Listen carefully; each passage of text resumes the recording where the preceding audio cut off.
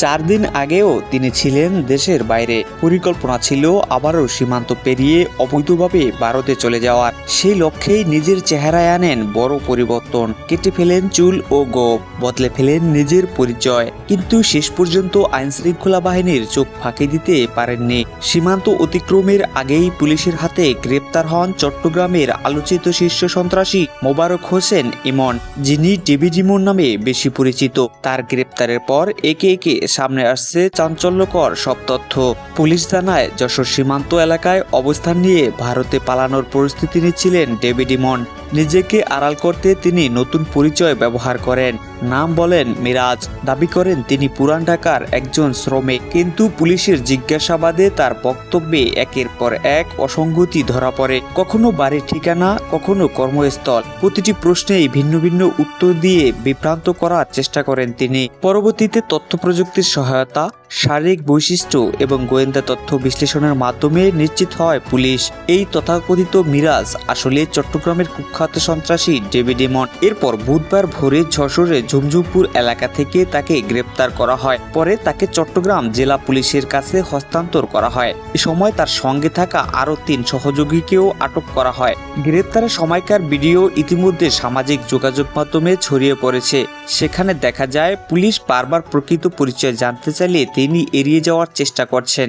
তবে শেষ পর্যন্ত তার ছদ্মবেশ কোনো কাজে আসেনি। তবে প্রশ্ন উঠেছে, কে এই ডেভিড ইমন?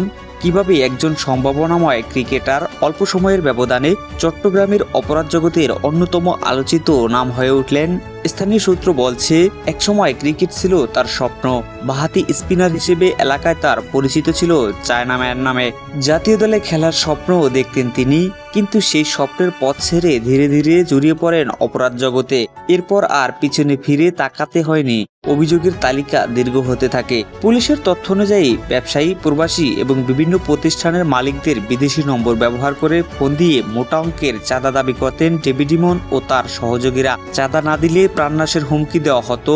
পাশাপাশি হত্যা, অস্ত্র প্রদর্শন, সন্ত্রাসী কর্মকাণ্ড, মাদক সংশ্লিষ্ট অভিযোগ সহ একাধিক গুরুতর অপরাধ তার নামে উঠে আসে। চট্টগ্রাম জেলা পুলিশের তথ্যমতে ডেভিড ইমনের বিরুদ্ধে বর্তমানে হত্যা, চাঁদাবাজি সহ মোট 13টি মামলা রয়েছে। তদন্ত কর্মকর্তাদের দাবি, তিনি দীর্ঘদিন ধরে একটি সংঘবদ্ধ অপরাধী চক্রের গুরুত্বপূর্ণ সদস্য হিসেবে কাজ করছিলেন।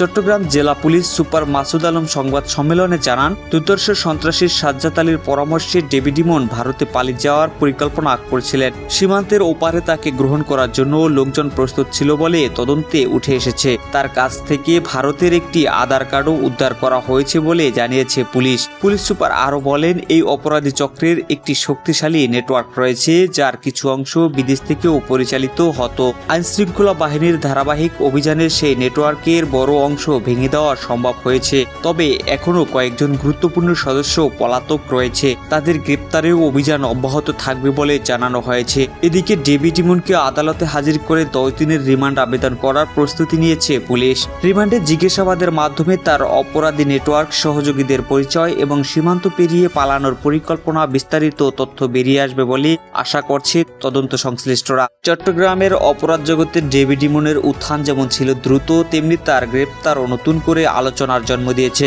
একজন সম্ভাবনাময় ক্রিকেটারের জীবন কিভাবে অপরাধের অন্ধকার জগতে হারিয়ে গেল, সেই প্রশ্নও ঘুরপাক খাচ্ছে জনমনে। একই সঙ্গে এই গ্রেপ্তারের মাধ্যমে সংঘবদ্ধ সন্ত্রাসী নেটওয়ার্কের বিরুদ্ধে চলমান অভিযানে নতুন গতি আসবে বলেও মনে করছেন সংশ্লিষ্টরা।